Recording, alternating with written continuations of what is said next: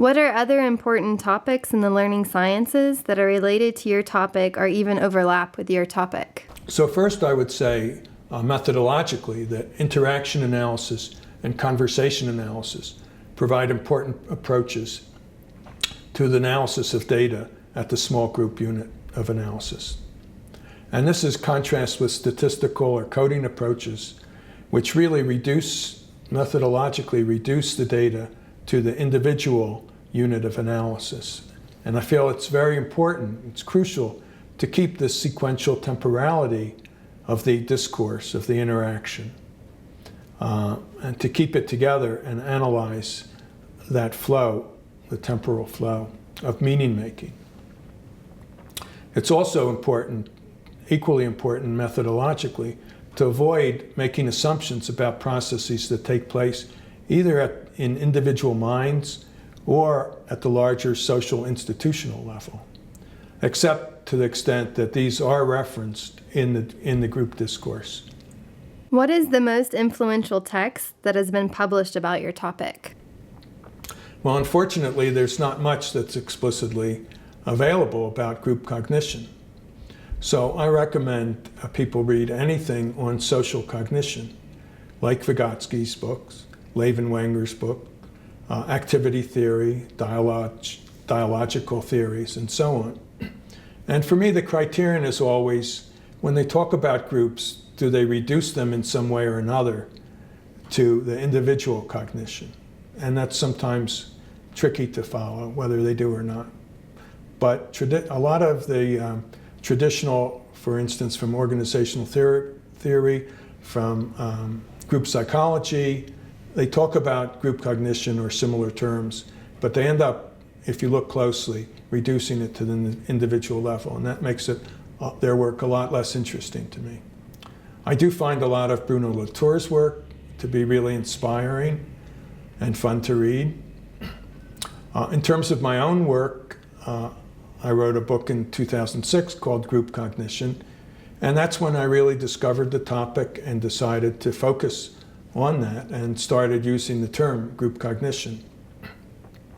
The Virtual Math Teams project is pretty well documented in an edited book that I did called Studying Virtual Math Teams in 2009, and is even more comprehensively presented in my new book, Translating Euclid, that analyzes the project from a dozen different perspectives, including theory, methodology, examples of the data, the technology involved, and the design-based research approach. Why is your topic important for the learning sciences? Why is this topic important for the learning sciences? I hope that's clear from all I've said. I've tried to suggest that CSCL and group cognition can provide a contemporary foundation for the learning sciences and a methodological approach to it. What are your recommendations for students and early career researchers interested in working on your topic? And finally, my recommendations to students and early career researchers interested in working on this topic, which I think is really the most important question. First of all, I would encourage people to read lots of books about social theory and situated cognition, and to discuss them in reading groups. I found that very helpful when I was a student and a postdoc and so on. And a lot of other people who I've talked to also found reading groups about these seminal books have been turning points in their thinking and research. Other than reading, I think doing design-based research interventions and generating data that allows you to observe group cognition is important research that has to be done. And then once that data is analyzed, analyzing it at these different levels, analyze the data using different analytic methodologies that are appropriate to your research questions at the individual, different questions at the small group, and different questions at the community level.